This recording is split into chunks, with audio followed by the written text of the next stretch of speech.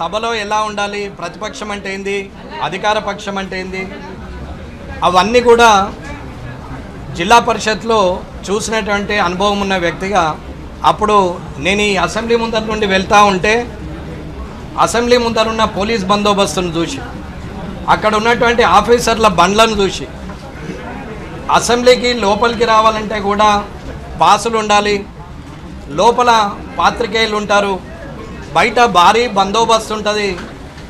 వీళ్ళందరూ కలిసి ప్రజలకు బాగా మంచి చేస్తారు.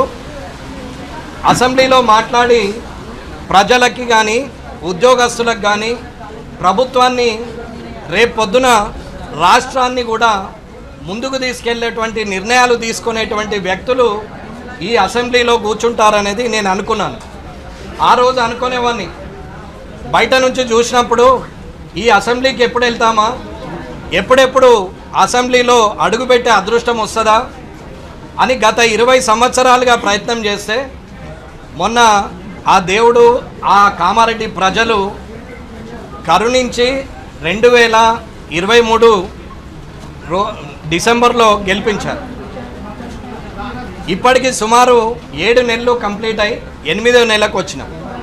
మొదటి రోజు అసెంబ్లీకి వస్తుంటే ఆ పోలీస్ బందోబస్తు మధ్యాహ్నం నుంచి లోపలికి వస్తుంటే నిజంగా దేవాలయంలోకి వస్తున్నాం, ప్రజలకు పని చేసి పెట్టే గుండె లాంటి అసెంబ్లీలోకి వస్తున్నామని చెప్పి నేను అనుకున్నాను.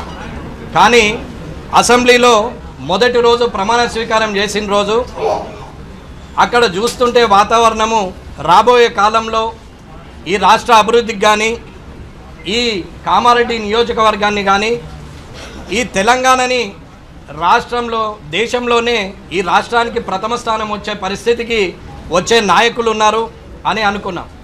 ఎందుకంటే కామారెడ్డి నుంచి పోటీ చేసిన నా అదృష్టం ఏంటంటే నా మీద ఓడిపోయినటువంటి ముఖ్యమంత్రి గారు, నా మీద ఓడిపోయినటువంటి మాజీ ముఖ్యమంత్రి గారు, నేను ముగ్గురం కూడా అసెంబ్లీలో కూర్చుండడం అనేది నిజంగా చరిత్ర. అది దానికి నేను చాలా సంతోషపడ్డాం. ఎందుకంటే ఆ ఇద్దరు కూడా పెద్ద తలకాయలు, చాలా అనుభవం ఉంది. 5, 6, 7, 8 సార్లు అసెంబ్లీలో కూర్చున్నటువంటి వ్యక్తులు, పార్లమెంటుకు పోయినటువంటి వ్యక్తులు, వీళ్ళందరూ కూడా ఉన్నారు, అనుభవజ్ఞులు ఉన్నారని అనుకున్నాం. అన్న, మన ఇంట్లో ఒక 10,000 రూపాయలకు పనిచేసే హౌస్మేట్ లేదా మన వ్యవసాయ భూమిలో ఒక 300కు కూలికెచ్చే వ్యక్తి మనకు 5 నిమిషాలు లేట్ వచ్చినా, ఒకరోజు రాకపోయినా, తిన్న తర్వాత 15 నిమిషాలు లేట్ చేసినా వాళ్ళకు జీతం కట్ చేస్తాం. కానీ 2,75,000 రూపాయలు తీసుకున్నటువంటి ఎమ్మెల్యేలు ఇవాళ అసెంబ్లీకి రారు. నేను పార్టీ పరంగా మాట్లాడలేదన్నా, మనసులో ఉన్న భావనతోని నిన్నటి నుంచి భారంగా ఉంది కాబట్టి ఒక్కసారి మీతో పంచుకుంటే ఇది ప్రజలకు తెలిస్తే, అధికారులకు తెలిస్తే, మా ఎమ్మెల్యేలకు, సోదరులకు అందరికి కూడా కొంచెం జ్ఞానోదయం అవుతుంది అనేది నా అభిప్రాయం. అసెంబ్లీ అంటే పేకాట క్లబ్ లాగా అయిపోయిందన్న. ఈ టేబుల్ మీద ఉన్నాడు ఆ టేబుల్ మీదకి పోయి, ఆ టేబుల్ మీద ఉన్నాడు ఈ టేబుల్ మీదకి వచ్చి పత్తాలాడచ్చు, ఎక్కడ ఖాళీ సీట్ ఉంటే అక్కడ కూర్చోవచ్చు, ఏ టేబుల్ మీద కూర్చుంటే ఆ టేబుల్ మీద ఆట ఆడచ్చు అనే ఆలోచన ఈ అసెంబ్లీలో తయారైపోయింది. అన్న, 2,75,000 జీతం తీసుకున్నటువంటి వ్యక్తి అసెంబ్లీకి రావడమే మానేసారు. సగం మంది వస్తారు, వచ్చిన సగం మందిలో 2 నాయకులు మాట్లాడితే 60 మంది జపం చేస్తారు, అల్లరి చేస్తారు. ఇటు పక్కన 2 మాట్లాడితే 20 మంది అల్లరి చేస్తారు. వాళ్ళు మాట్లాడితే వీళ్ళు అరవడం, వీళ్ళు మాట్లాడితే వాళ్ళు అరవడం తప్ప పెద్దగా ప్రజలకు ఒరిగినటువంటి ప్రయోజనం ఏమీ లేదు. ఈ 3rd సెషన్లో కూడా ఎవరికి వాళ్ళే గొప్పలం అనుకుంటున్నారు. కొందరు మాట్లాడతారు, రాజకీయం వేరు, మా పరిస్థితులను బట్టి మిత్రులుగా ఉండొచ్చు, రాజకీయం రాజకీయమే, మిత్రులు మిత్రులే అంటారు. ప్రజాప్రతినిధులు అందరూ మిత్రులైనప్పుడు మరి శత్రువులు ప్రజల ఓటేసి గెలిపించినటువంటి ప్రజలే శత్రువులా ప్రజాప్రతినిధులకు అనేది నేను అడుగుతున్నాను. ఏ ఒక్కరు కూడా ప్రజలకు సంబంధించిన అంశాన్ని లేవనెత్తి మాట్లాడరు.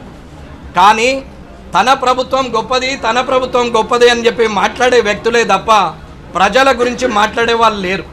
దాంట్లో మధ్యలో సెటైర్లు, సినిమాలో సీరియస్ సీన్ నడుస్తుండగా ఒక కమెడియన్ వచ్చి జోక్ చేసినట్టు ఒకరు జోక్ వేస్తారు. దాని మీద మళ్ళీ నవ్వడం.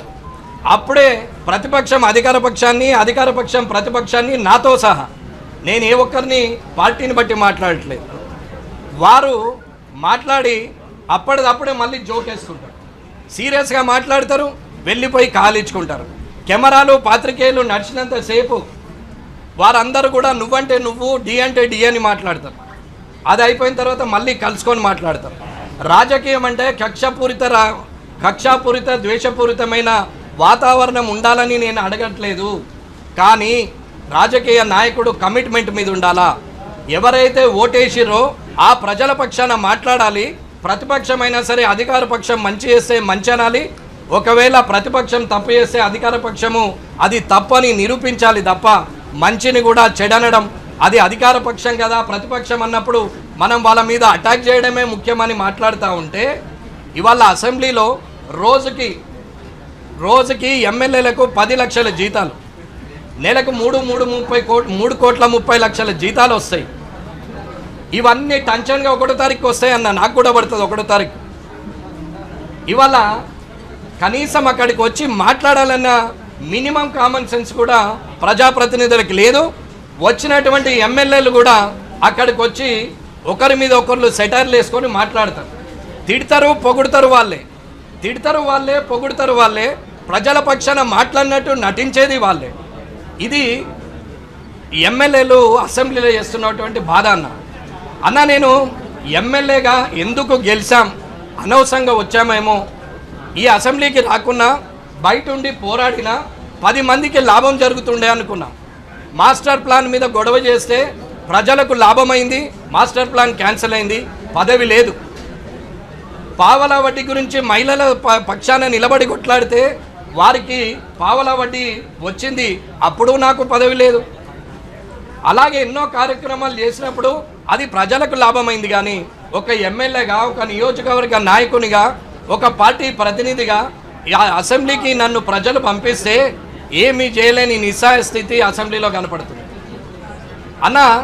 ప్రజల దగ్గర సమస్యలే లేనట్టు, రాష్ట్రం మొత్తం సుభిక్షంగా ఉన్నట్టు ఇవాళ లోపల ఉన్న వాళ్ళు మాట్లాడుతూ ఉంటారు. పాపం అక్కడ వస్తూ ఉంటే గేట్ కాడ పోలీసు వాళ్ళు కూడా చెప్తారు, అన్న మాకు సరెండర్ లీవ్స్ రాలేవు, గత ప్రభుత్వం ఇవ్వలేదు, డిఏలు 5 పెండింగ్ ఉన్నాయి, 3 పెండింగ్ ఉన్నాయి, సరెండర్ లీవ్స్ 5-6 పెండింగ్ ఉన్నాయి, మాకు అసలు ఏరియర్స్ రావట్లేదు, పిఆర్సీ ఏరియర్స్ కూడా ఇప్పటి వరకు ఇవ్వలేదు, పిఆర్సీ కొత్తది మళ్ళీ వచ్చింది, కానిస్టేబుళ్లకు కనీసం ప్రమోషన్ యోగం లేదు అని పోలీసులు వానల ఎండల రోడ్డు మీద నిలబడి ఈ నాయకులను, ఈ ఎమ్మెల్యేలను అసెంబ్లీకి పంపిస్తుంటే వాళ్ళ ఘోష మాత్రం వీళ్ళకు వినపడదు. ఇవాళ ఎన్నో సమస్యలు ఉన్నాయి. ఇవాళ 1998లో డిఎస్సి క్వాలిఫైడ్ అయిన వాళ్ళు 26 సంవత్సరాల క్రితం క్వాలిఫైడ్ అయిన వ్యక్తులకు అప్పటి ముఖ్యమంత్రి గౌరవనీయులు కేసీఆర్ గారు పిలిచి మాట్లాడి ఇది మీకు సరిదిద్దుతామని 2016లో చెప్పారు.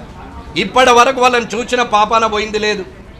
ఇవాళటి కూడా ఎవ్వరు కూడా ఇప్పటి వరకు దాని గురించి మాట్లాడేది లేదు అన్న. ఇవాళ గెస్ట్ లెక్చరర్లు, ఇవాళ టీచర్లు, ఇవాళ జీవో 317 కానీ, ఇవాళ ఉన్నటువంటి సమస్యలు జీవో 46 కానీ, ఉద్యోగాలు లేక నిరుద్యోగులుగా యువత రోడ్డు మీద పడి ఏడుస్తూ ఉంటే వీళ్ళు ఇందులో నవ్వుతూ, నీళ్లు తాగుతూ, సెటైర్లు వేస్తూ, మధ్యాహ్నము ఉదయం టిఫిను, మధ్యాహ్నం మళ్ళీ మటన్, చికెన్, ఫిష్తోని సహా, ఎగ్గులతో సహా భోజనాలు ఉంటాయి వీళ్ళకి.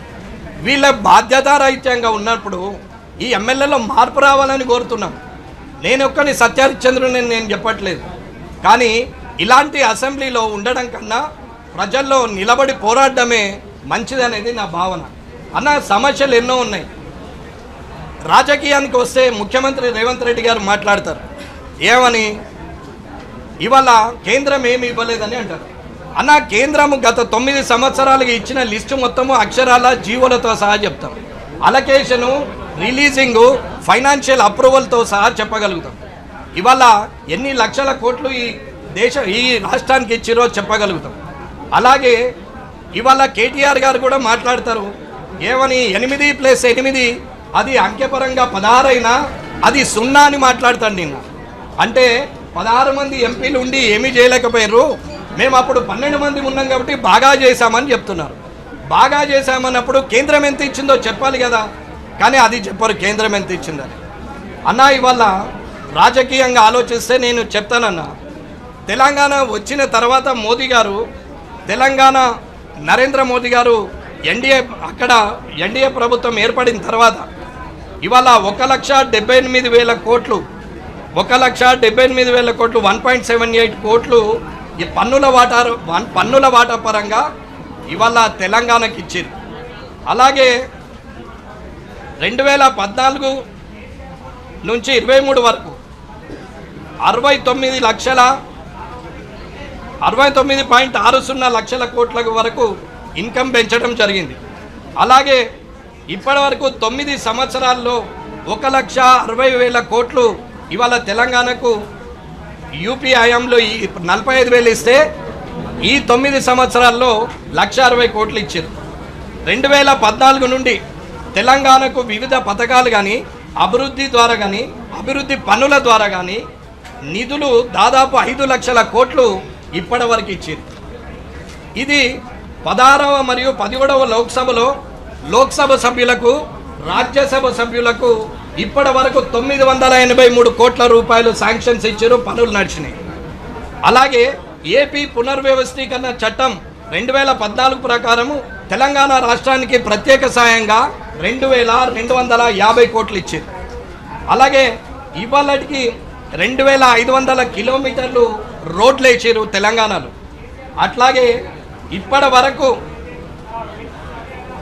జాతీయ రహదారులకు నిర్మాణంలోనే 1,08,000 కోట్లు ఇప్పటి వరకు శాంక్షన్ ఇచ్చారు. అన్న నేను ఓన్లీ శాంక్షన్స్ చెప్తున్నాము, వర్క్ డన్ చెప్తున్నాము, ఫైనాన్షియల్ రిలీజ్ కూడా చెప్తున్నాము. అట్లాగే హైదరాబాద్ స్వరూపాన్ని మార్చేయగలిగేందుకు రీజనల్ రింగ్ రోడ్డుని ఏదైతే పెట్టిరో ఈ రీజనల్ రింగ్ రోడ్డు దాని ప్రకారంగా నిర్మాణంలో 21,201 కోట్లు ఇచ్చారు. 21,201 కోట్లు ఇచ్చారు, శాంక్షన్ ఉంది. చాతగాని ప్రభుత్వాలు రీజనల్ రింగ్ రోడ్ను కలెక్షన్ చేయలేక ఇప్పటి వరకు ఆపిరు. పోనీ చాతనైన ప్రభుత్వం వచ్చింది కదా, నేను కేసీఆర్ను ఓడగొట్టి నేను వచ్చినని రేవంత్ రెడ్డి గారు అనుకుంటే ఆయన నన్ను ఏం చేసిండో ఒకసారి ఆయన ఆలోచించుకోవాలి. ఇకపోతే రైల్వే లైన్లు ఇప్పటి వరకు మన దగ్గర 1,645 కిలోమీటర్ల చొప్పున ఇప్పటి వరకు చేసిరు.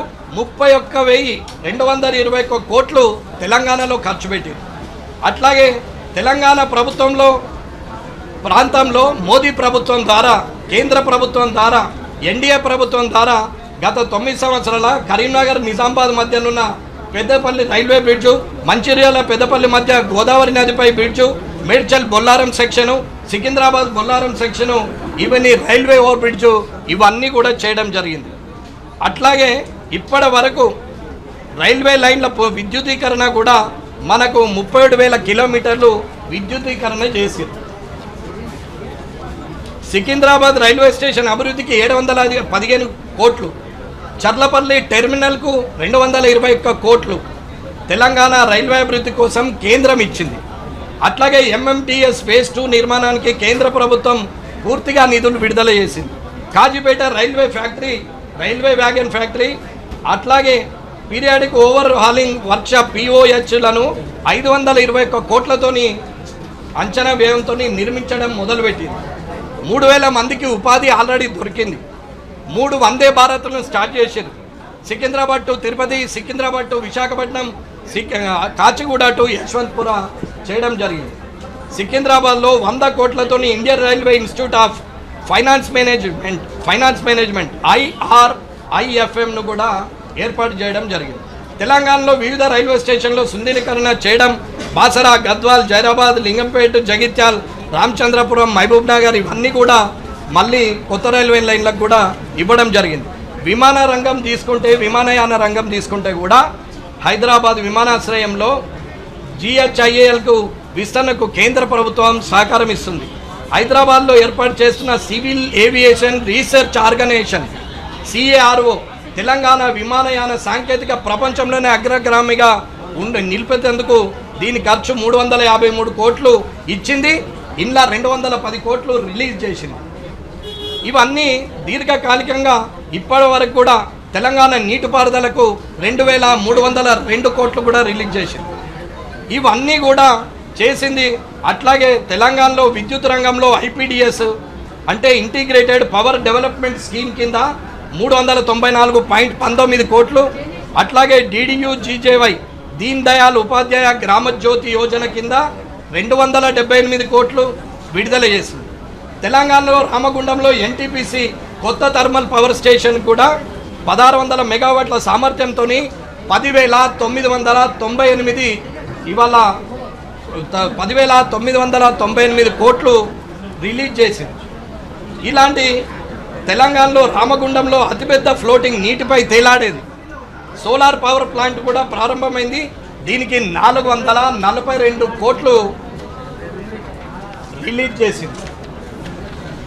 అట్లాగే ప్రధానమంత్రి సౌభాగ్య యోజన భాగంలో తెలంగాణలో ఇంటింటికి కరెంటు కింద ఇళ్లకు కొత్త కనెక్షన్లు ఇచ్చారు. 5,15,000 ఇండ్లకు కొత్త కనెక్షన్లు ఇవ్వబడింది.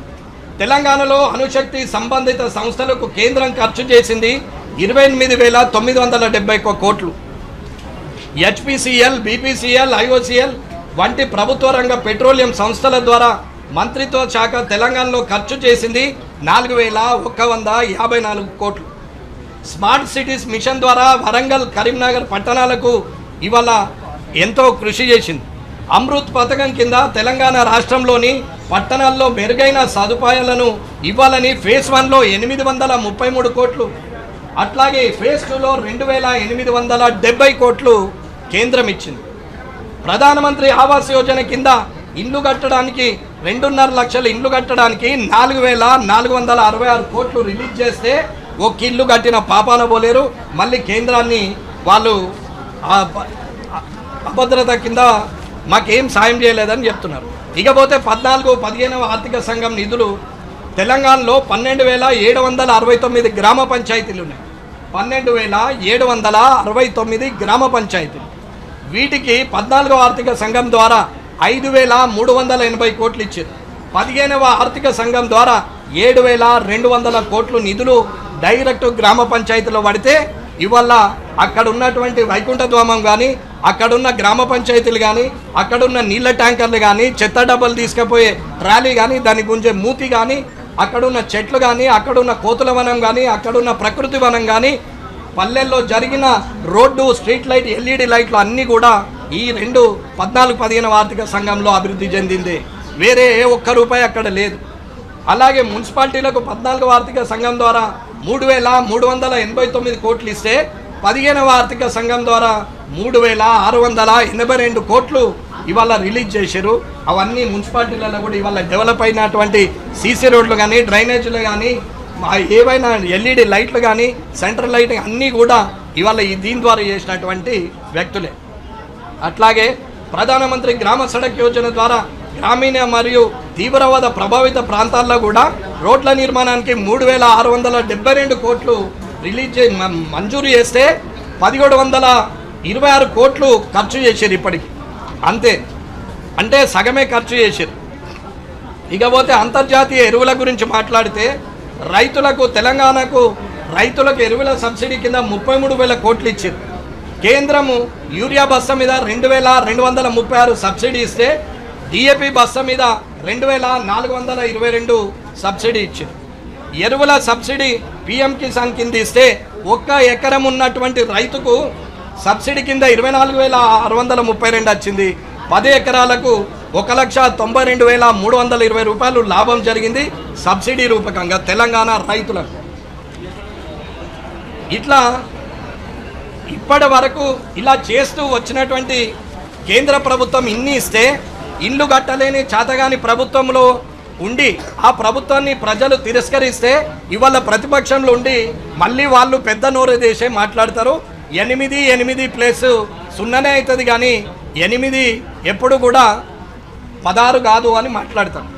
ఇకపోతే అన్నయ్య ఈ ప్రభుత్వానికి, ఇప్పుడున్న ప్రభుత్వానికి ఇవాళ ముఖ్యమంత్రి అయిన రేవంత్ రెడ్డి గారికి చిత్తశుద్ధి ఉంటే బట్టి విక్రమార్క గారు కానీ డిప్యూటీ సీఎం గారు కానీ లేదా శాసనసభ వ్యవహారాల శాఖ మంత్రి దుద్దిల్ల శ్రీధర్ బాబు గారు కానీ ఆర్టీసీ లాగా ఎగిరెగిరి పడుతున్నటువంటి పొన్నం ప్రభాకర్ గారు కానీ ఇలాంటి వ్యక్తులు అందరూ కూడా అక్కడున్న పొంగులేటి శ్రీనివాసరెడ్డి గారు కానీ, దామోదర్ రాజనరసింహారావు గారు కానీ, అక్కడున్న కోమటిరెడ్డి గారు కానీ, అక్కడున్న కొండ సురేఖ గారు కానీ, అక్కడున్న శాసనసభ్యులు కానీ 64 మంది జైన్ అయిన 10 మందితో సహా చెప్తే 74 సంఖ్యకు చేరినటువంటి వ్యక్తులు ఇక్కడ వాళ్ళని అక్కడ గుంజడం, అక్కడ వాళ్ళని ఇక్కడ గుంజడంలో ఉన్న ధ్యాస తప్ప శాసనసభలో సమస్యల విషయంలో నిజమైన సమస్యల్ని పరిష్కరించాలన్న మినిమం కామన్ సెన్స్ లేని తోటి సోదరులను చూస్తే నాకు బాధేస్తుంది. ఇలాంటి వాళ్ళ మధ్యన నేను కూర్చున్నది అనేది నా మనసు బాధపడుతుందన్న. ఇది నిజం అన్న. జీవితంలో మంచి పేరుతోనే చచ్చిపోవాలని అనుకున్నాం, కానీ దుర్మార్గమైన అసెంబ్లీలో కూర్చుండి ఎమ్మెల్యేగా మరణిస్తే, దానికి తుపాకుల శబ్దం వస్తే, అదే అసెంబ్లీలో తీర్మానం చేస్తే అది జీవితం అనుకుంటున్నారు. కానీ అది కాదు. నువ్వు చచ్చిన రోజు ఆ నియోజకవర్గంలో ప్రజలందరూ ఆ రోజు నీ చావుకు ఇల్లు ఇడిచిపెట్టి నీ చావు యాత్రలో పాల్గొన్న రోజు నువ్వు నాయకునివి. కానీ నీకు నువ్వే నాయకుని అనుకుంటే ఏ నాయకుడు ముందటపడే సందర్భం లేదు. ఇవాళ జీవో నెంబర్ 317 ఉంది, అది చేయరు. తెలంగాణలో బందోబస్తుకు వెళ్ళినప్పుడు ఇవాళ హోంగార్డులు వెళ్తారు, వెళ్ళి ఇక్కడ 10 రోజులు పనిచేస్తే ఇక్కడ జీతం వస్తుంది. వీళ్ళనే తీసుకుపోయి ఇంకో దగ్గర రాష్ట్రంలో పనిచేపిస్తే అక్కడ వాళ్ళకి ఇస్తారు కాబట్టి ఇక్కడ జీతం కోత చేస్తారు. హోంగార్డులకు ఇప్పటి వరకు ఎటువంటి పని చేసిన సందర్భం లేదు. అట్లాగే కానిస్టేబుల్ ఉన్నారు, వాళ్ళకి రావాల్సిన సరెండర్ లీవ్స్ ఇయ్యరు, డిఎల్ ఇయ్యరు, వాళ్ళకు ప్రమోషన్లు రావు, పిఆర్సీ ఏరియర్స్ రావు, పిఆర్సీలు క్లియర్ చేయరు, ఉద్యోగస్తులకు 317 తీయరు, పావుల వడ్డీ మహిళలకు వెయ్యరు, ఇండ్లు లేని వాడికి ఇండ్లు రావు, లేని వాడికి ఇంతవరకు చేసింది ఏమీ లేదు.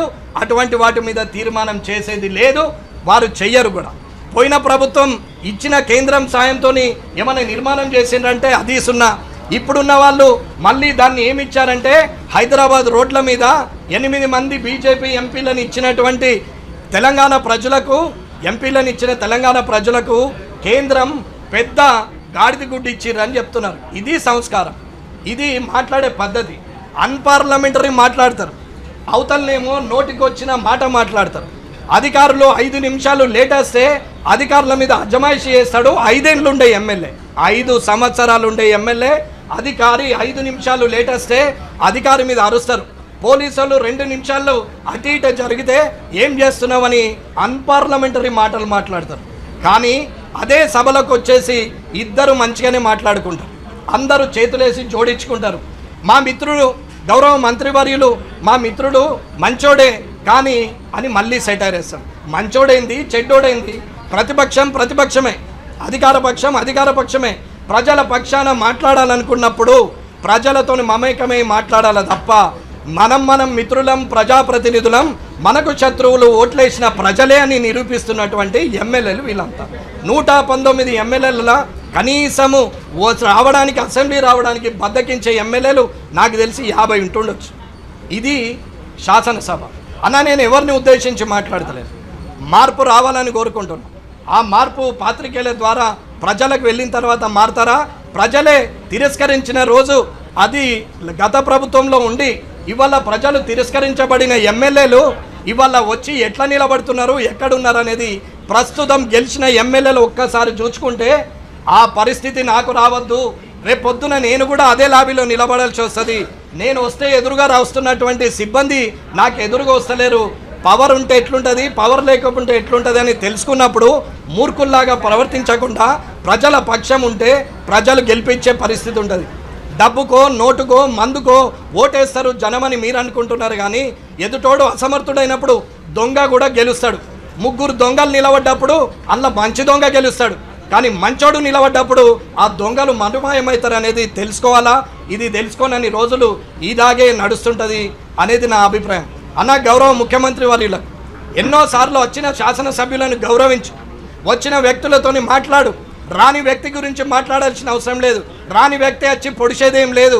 ఆల్రెడీ 10 సంవత్సరాలు పొడిచిరు, మళ్ళీ వచ్చి ఆయన పొడిచేదేమీ లేదు. నువ్వేం చేస్తావో చెయ్యి కదా. రాని వ్యక్తి గురించి మాట్లాడి 8 నెలల కాలాన్ని నువ్వు వెలదీసినావు. కానీ ఆ వ్యక్తి రాడు, వస్తాడు. వస్తే ఏం లాభం అవుతుంది? తెలంగాణకు అదనపు నిధులు వస్తాయా? తెలంగాణలో పోయినటువంటి 7 మండలాలు తిరిగి వస్తాయా? తెలంగాణ లేకపోతే బంగారు తెలంగాణ అవుతుందా? అసలు ఏం మాట్లాడుతున్నారు, ఎందుకు మాట్లాడుతున్నారు? ఒకసారి చెప్పారు తప్పు జరిగిందని, ప్రజలు తిరస్కరించారు. ప్రజలు మిమ్మల్ని ఎన్నుకున్నారంటేనే వారు తప్పు చేశారు అన్నట్టు. మరి మీరేం చేయాలా? ప్రజల పక్షాన నిలబడి మాట్లాడాలా. అసెంబ్లీ రికార్డ్స్ని తీస్తే అసెంబ్లీ మినిట్స్ని తీస్తే ఏ ఒక్కనాడు ప్రజల కోసం కానీ అక్కడ జరుగుతున్న ఇబ్బందుల గురించి కానీ కిందున్నటువంటి వ్యక్తుల అంత్యోదయంలో ఉన్నటువంటి వ్యక్తులు ఆఖరున ఉన్నటువంటి వ్యక్తి జీవితం ఏదైతే ఉందో అది ఎలా ఉంది, ఉద్యోగస్తులకు ఏంటి అనేది చూడాలి. గ్రామీణ వ్యవస్థలో ఉన్నటువంటి గ్రామీణ ఎంప్లాయీస్ని అందరినీ తీసేసారు అన్న. ఒక పంచాయత్ సెక్రటరీ తప్ప గ్రామీణ వ్యవస్థలు ఎవరు లేరు. ఇయ్యలటికి కూడా జనం 60%, ఇయ్యలటికి కూడా జనం 60% మంది పల్లెల్లో ఉన్నారు. కానీ పల్లెల్లో ఒకడు పంచాయత్ సెక్రటరీ ఉన్నాడు. మిగతా వాళ్ళందరినీ తీసేసారు. గ్రామంలో ఎవరికి ఏది అవసరమున్నా ఎవరి దగ్గరికి వెళ్ళాలంటే అంతా ఆన్లైన్ అడగాల. ఎవరిని అడుగుతారు? ఆన్లైన్ అడగాలి. ఆన్లైన్ ఎవడంటే ఎవరికి దొరకడు. అది పరిస్థితి.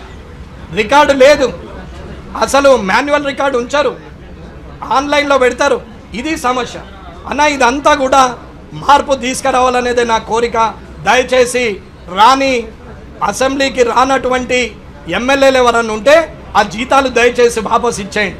లేదా నా వారం రోజులు అసెంబ్లీలో సమావేశాలు ఉన్నాయి అనుకున్నప్పుడు వారంకు వారం మీరు వస్తే 2,75,000 ఉంచుకోండి. లేదా 10 రోజులు అసెంబ్లీని ఉంటే మిగతా దినాలు రాకున్నా అసెంబ్లీ ఉన్న రోజులు వస్తే ఆ 2,75,000 ఉంచుకోండి. లేకుంటే ఏ ఒక్క రోజు రాకున్నా /10 /7 అసెంబ్లీ సమావేశాలు ఉన్నాయో ఉద్యోగస్తులకు ఎట్లయితే జీతం కట్ చేస్తారో అట్లాగే మీ జీతం కూడా కట్ కావాలా. కట్ అయ్యేదాకా ఊరుకునే లేదు. ప్రజలకు చెప్పాల్సిందే. పుక్కానికి ఏం రాలేదు. ప్రజలు ఓట్లేసి గెలిపిస్తే ఎమ్మెల్యే క్వార్టర్ వచ్చింది, 2 గన్మెన్లు వచ్చారు, నీకు ప్రోటోకాల్ వచ్చింది, నీకు 2,75,000 జీతం వచ్చింది, నువ్వు అసెంబ్లీలో వచ్చి కూర్చుండే అవకాశం వచ్చింది. ఇవాళ నిన్ను నాయకుడు అనుకుంటున్నారు. నువ్వు ఎప్పుడు నియోజకవర్గానికి వస్తే అప్పుడు వెంకటేశ్వర స్వామి, భద్రాచలం రామయ్య, యాదాద్రి లక్ష్మీనరసింహస్వామి వచ్చిండు, మాకు ఆశీర్వాదాలు ఇస్తాడు, ఏమైనా చేసిపోతాడు అనుకున్నారు. కానీ కద్దరు బట్టలు వేసుకోండి. దిగేటప్పుడు ఒక గన్మెన్ తెరుచుడు, ఎక్కేటప్పుడు ఒక గన్మెన్ చెయ్యడ్డం పెట్టి నెత్తికి తగులుతుందని డోరేసుడు. సార్ నువ్వు కాపాడుతుంటే కోడిగుడ్డు లాంటి ఎమ్మెల్యేలను ఏడ చిప్పవలిగిపోతుందో అని కాపాడే గన్మెన్లు పోలీసులు ఉంటారు తప్ప ఇది మీ కష్టం కాదన్న. ప్రజలు ఇచ్చిన సౌకర్యం, అది ప్రజలకు సేవ చేస్తారనేది అర్థం చేసుకోవాలని కోరుకుంటూ ఇకనైనా మార్పు రావాలని కోరుకుంటున్నాను. జై హింద్, జై భారత్. అన్నా నేను పార్టీ పరంగా చెప్పలే, ఎమ్మెల్యే నేనైనా సరే నేను ఒక్కరోజు రాకుండా నేను రిటర్న్ చేస్తాను. నేను ఇప్పుడు మళ్ళీ చెప్తున్నా, ఒకవేళ అది రిటర్న్ తీసుకోదు శాసనసభ అంటే ఇదే అసెంబ్లీ ముందట ఎవరికైనా సరే ప్రజలకు దానం చేస్తా. కానీ నేను తీసుకొని ఇది నా మాట అన్నా. నేను ఒకరు రాజాసింగ్ గారా, కేసీఆర్ గారా, రేవంత్ రెడ్డి గారా అని మాట్లాడతలేదు. బాధ్యత గురించి మాట్లాడుతున్నాం. పాత్రికేయులు అంటే ప్రజలకు, నాయకులకు, ప్రభుత్వానికి మధ్యవర్తులు. ప్రజలకు కావాల్సింది నాయకులకు చేరవేస్తే ప్రభుత్వం చేసిన తప్పుల్ని ప్రజల ముందర చెప్పితే అది జర్నలిజం అంటారు. కానీ అది నాకు వెంకటరమణారెడ్డి దోస్తు కదా, ఆయన తప్పు చేస్తే నేను ఏదయ్యా అంటే అది జర్నలిజం కాదన్న. అట్లాగే ఇది కూడా రాజకీయం కూడా అంతే. ప్రజలు ఓట్లేసారు, నువ్వు ప్రజలకు సేవ చేయి. నీకు మిత్రుడు అయితే నువ్వు 5 ఏళ్ల తర్వాత మళ్ళీ పోయగలవు. నీకు నిజంగానే మిత్రుడు ఉంటే అదే పార్టీలో ఉండు, ఇద్దరు కలిసి అందులోనే ఉండరు. అండ్లు ఉంటారు, ఇండ్లు ఉంటారు, మిత్రులు ఎట్లయితారండి? ఇది కాదు. బాధగా ఉంది. బయట పోయి పని చేయొచ్చు అని చెప్తున్నారు. ఏం చేయాలనుకున్నారు? బయట పోయి ప్రజల మధ్యన అన్ని పనులు చేయొచ్చు అన్న. మనిషికి పవర్ కావాలనేది ఏం లేదన్న. అన్న సామాజిక స్పృహ ఉన్నటువంటి వ్యక్తి, సామాజిక బాధ్యతతోని చాలామంది సర్వీస్ చేస్తున్నారు. బయట లేని వాళ్ళ కోసం చూస్తున్నారు, అన్నం లేని వాళ్ళకు అన్నం పెడుతున్నారు, సమస్యలు ఉన్న వాళ్ళకు చూస్తున్నారు, కుష్ఠవ్యాధి వచ్చి రోగులు ఉన్న వాళ్ళని చూస్తున్నారు, సమాజం వెలివేసినటువంటి వారిని దగ్గరికి తీస్తున్నారు, ఆదివాసీలకు సేవ చేస్తున్నారు. సోషల్ సర్వీస్ చేయాలంటే దానికి పబ్లిక్ ఎలక్టెడ్ పీపుల్ లేదా గవర్నమెంట్ ఇచ్చే ఉద్యోగము అవసరం లేదన్న. సామాజిక స్పృహ ఉంటే సరిపోతుంది అనేది నా వాదన.